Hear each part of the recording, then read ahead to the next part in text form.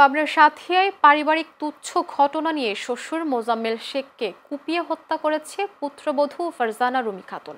নিহত মোজাম্মেল শেখ সাঁথিয়া পৌরসভার দক্ষিণ বোয়ালমারী কলেজপাড়া মহল্লার মৃত মঈনুদ্দিনের ছেলে। এ ঘটনায় ফারজানা রুমি খাতুনকে আটক করেছে পুলিশ।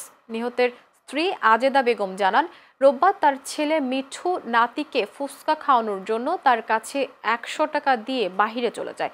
এটা ফারজানা রুমি খাতুন সহ্য করতে না পেরে তাদের সাথে বাকবিতণ্ডা করেন।